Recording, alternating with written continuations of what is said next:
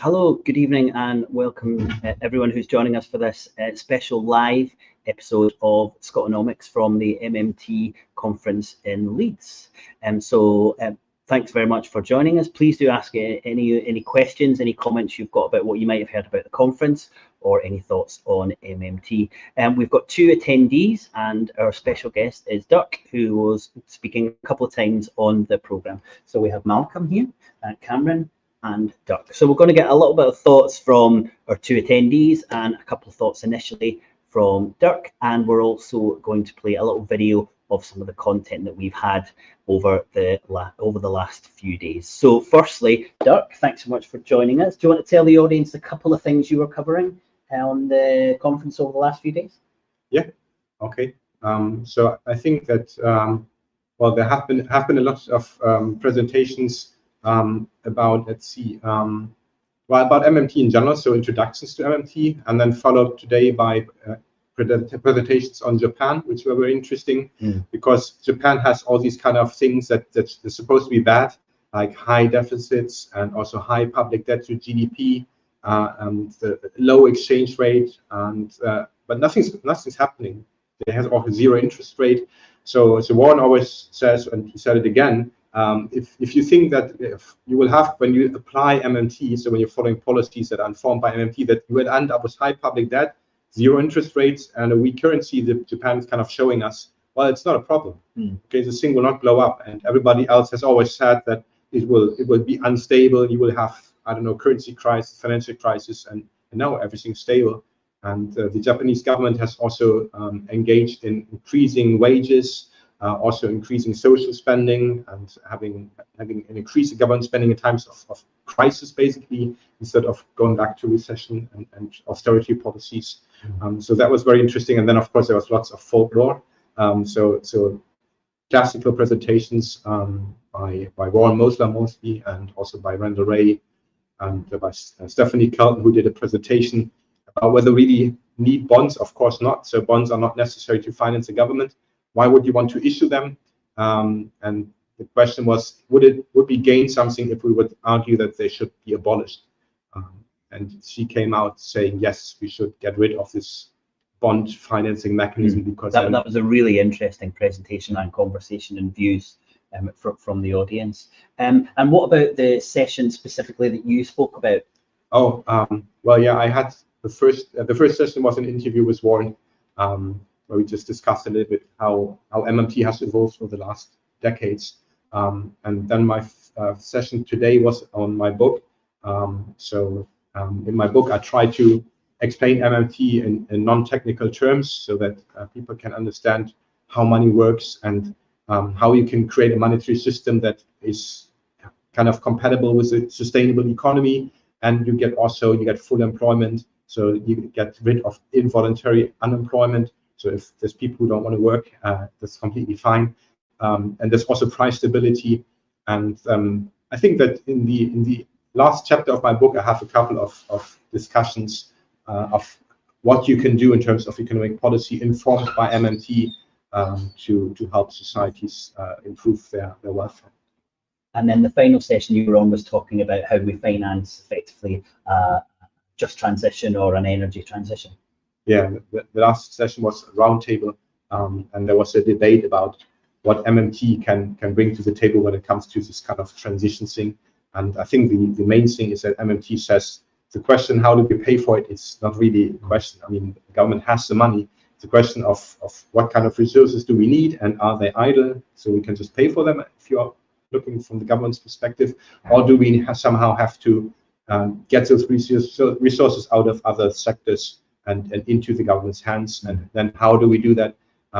Maybe the government can just, for example, buy a shipyard, and then they can use those workers to install wind energy in the North Sea, or they can have a huge luxury tax on super yachts, and then these people will be unemployed, and then they will be looking for work, and the government says, okay, maybe you can build this for us, the private company. So there's many ways to get to your goal. Yeah, once you understand that lens. But I think MMT answers that question that very often no one gets beyond when you're suggesting a green initiative, which is, well, how do you pay for it?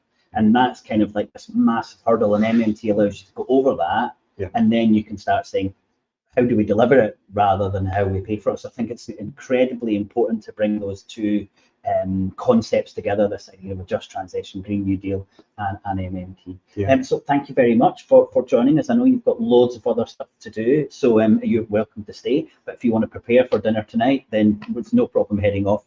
Malcolm, I wondered if you could give us your thoughts from the first couple of days, which were quite different in terms of content from what we had today, I would say.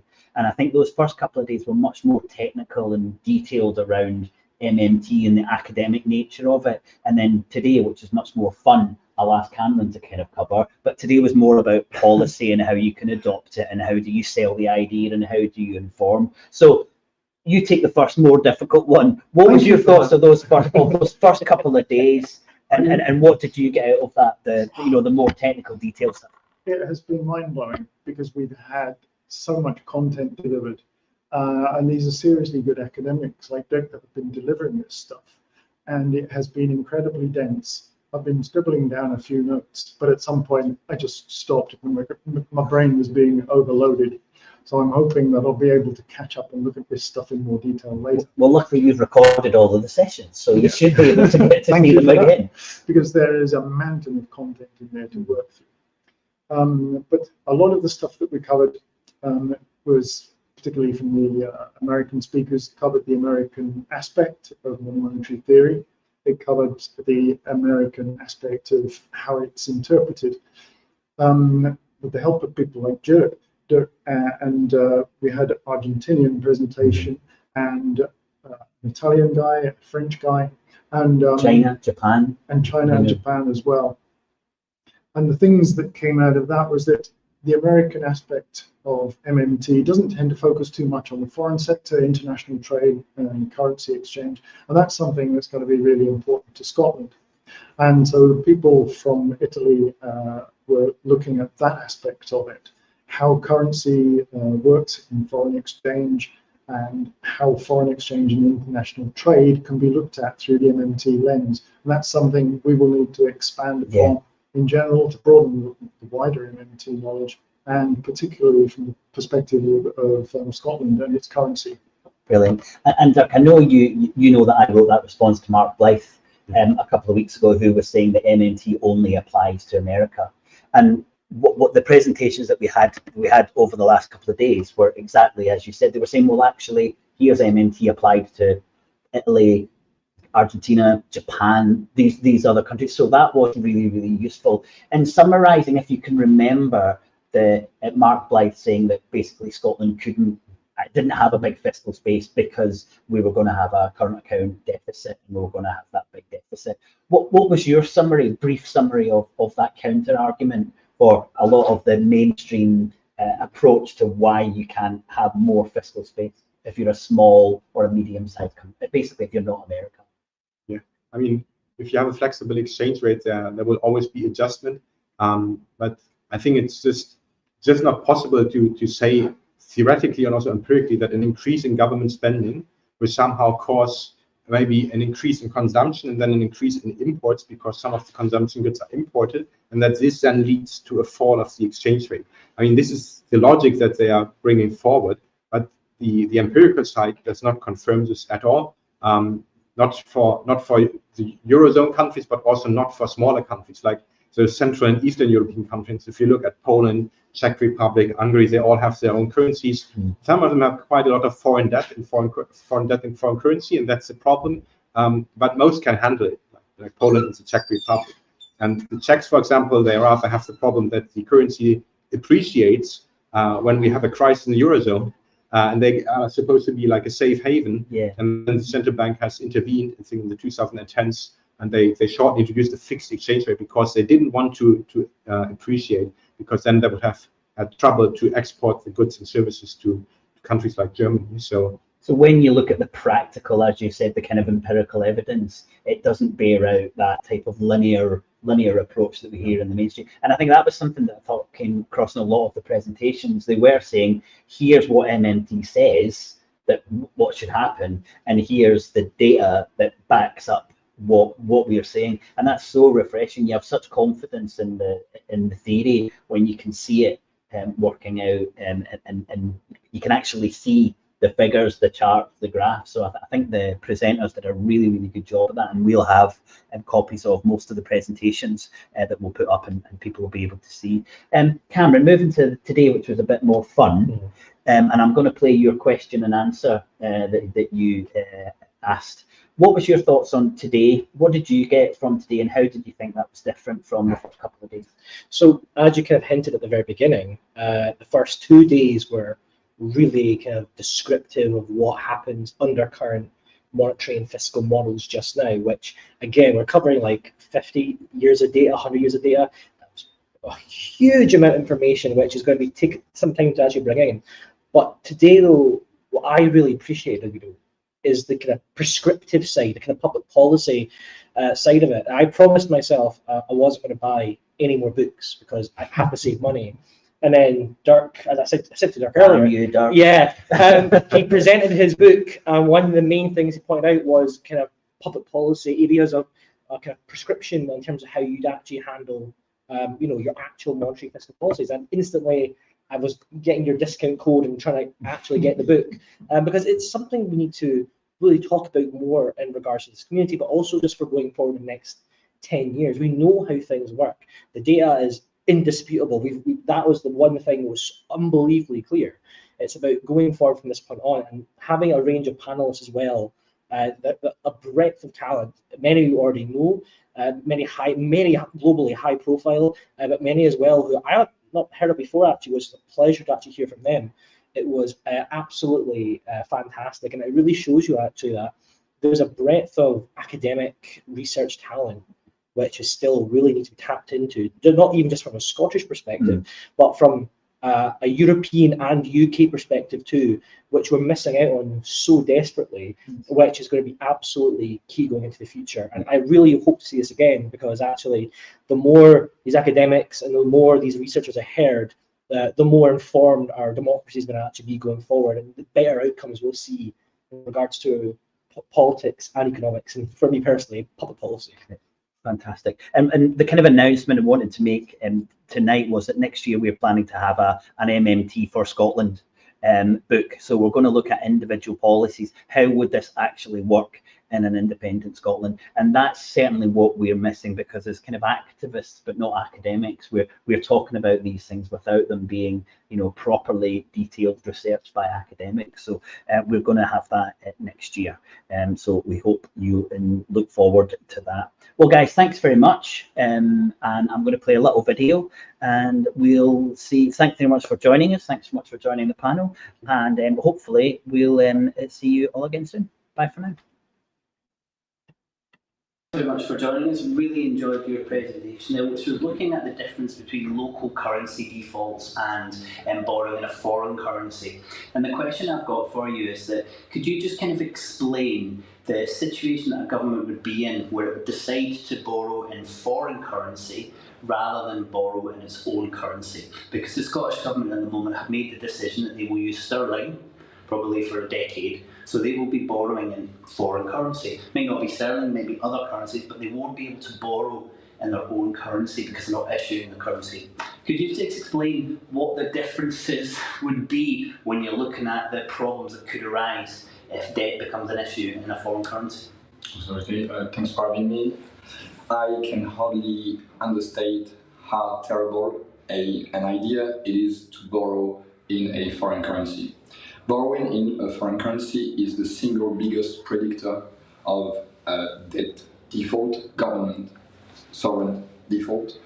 To give you an idea, for the year 2022, only less than 3% of outstanding default, as measured by the Bank of England and Bank of Canada in their official sovereign default database, occurred in local currency, domestic currency, meaning more than 97% of outstanding default happened when countries have borrowed in a currency that is not theirs, whether it is the US dollar predominantly, or the euro, or any other currency that they do not issue. Why this makes such a difference is the following. To give you an idea, in the case of Greece in 2010, when the markets, when investors could not hold Greek debt anymore because the debt had been downgraded too much by rating agencies, the European Central Bank decided not to intervene, which practically contravenes its the reason why central banks were created. Which intervene would have been buying the government debt. Absolutely, and by the way, this is what they did during the pandemic. Under the control of Christine Lagarde, the European Central Bank agreed to buy Greek government debt during the COVID-19 pandemic. And the result was outstanding. The maturity of the yields of Greek government bonds all the way to 5 years, so that's quite a span, went below zero. They entered the negative yield area, which was absolutely unthinkable before. So what is very important is to understand the concept of lender of last resort. The problem when you borrow in a foreign currency is that you lose your lender of last resort. And this is why I would strongly advise Scotland in particular not to use someone else's currency that they don't have an active cooperation with. And to the best of my knowledge, the UK, without Scotland, has already announced that it would not be cooperative already. So Scotland would basically be a passenger on someone else's train. It would not be... which is a position we have now. So expecting anything significantly different from having the same position doesn't really make much kind of logical sense, does it? Well, at the moment, again, to the best of my understanding, Scotland is somewhat has constraints around what it can borrow as a nation, as an entity. It's tiny, it's Yes. 500 million a year. Yes, exactly. Yeah. So if this became limitless because on fiscal policy purpose, industrial policy, the problem is if for whatever reason markets become defiant, and by the way, they can become defiant not because you're doing something wrong, but maybe because there's a shock somewhere else. Like financial history is paved with events where investors decide to withdraw from a country, not because that country is doing badly, but because there's a massive hole in the portfolio because of a crisis, for instance, in the US. And you find that all across the world, including in Denmark. In Denmark, in 2008, the country suffered recurring outflows during the month of October because North American investors were repatriating capitals away from many countries, including Denmark, to North America. And Denmark is a very strong place. Yeah. Now, Denmark has its own currency. That's the difference. In the case of Scotland, if for whatever reason investors decided to withdraw from Scotland and to push to push the yields up, the bond prices down, without its own central bank and issuing debt in its own currency, Scotland would basically be at risk of seeing the interest rate on its debt go up and up and up, constrain it fiscally, and put it in a situation of default. And we would have to rely on the Bank of England to come in effectively buy Scottish bonds because they're in the currency that only the central bank can purchase. Absolutely, which they said they wouldn't do, again, to the best of my knowledge, and which even if they said they would, you're still in a position where you're giving that effectively that sovereignty to the Bank of England, whereas if you have a central bank that reports to the Scottish Government, then they have to do what the Scottish Government legislates them to do, whereas the Bank of England are completely under the control of the Westminster Government, so they could do anything. And it would certainly come with conditions. Yeah, of course. So Liz Truss did some strange things. She went on a big unfunded tax cut. She didn't run the figures through the Office of Budget Responsibility. The Bank of England, at the same time as she was developing these policies, had embarked on a policy of quantitative tightening, meaning they were selling bonds at a very rapid rate back into the market. So you had a number of very unusual things going on. And Liz Truss also didn't tell the Bank of England what her plans were, as far as we can understand. So you literally had the Bank of England doing tightening policy at the same time as the Treasury was going on a massive sort of fiscal expansion. So no kind of coordination going on at all. So you did get this, and then you also had these pension funds engaging in with very complex, highly leveraged hedging positions. That these were sort of forms of arbitrage that basically were not resilient to high rates of interest rate volatility, which is essentially what happened because of this confluence of developments. But as you can see from this chart here, there was no like long-term impact on the differential between the UK 10-year bonds and these other major European bonds. It was very much a temporary story. And that's the great shame of the fact that Labour have jumped on this Liz Truss disaster to sort of say, you know, the government can't borrow anymore without bond vigilantes. Using external currency forces you to net export, a market forces causes you to be a net exporter to fund your net financial assets. We can get toward that later. So we show most of the debates that take place are just rooted in fundamental myths and misunderstandings about what's really happening, basically the operational side. Could you recommend one policy each to an independent Scottish government to implement what they call independent and why? Policy each you'd recommend to an independent Scotland becoming independent, launching its own currency, one different policy each to recommend to it with an MMT lens. Job guarantee.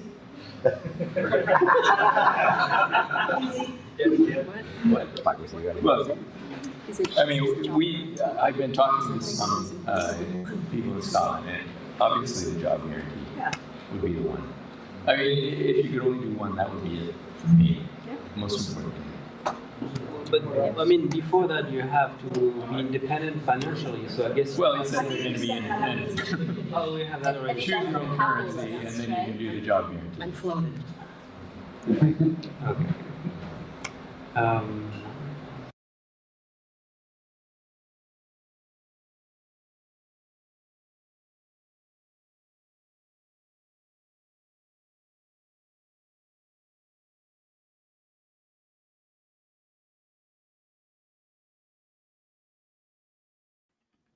That was just a little highlights reel. We've got so much more content that that Gims, who've run the conference, have allowed us to have clips in some of the longer episodes. So lots more content for the conference.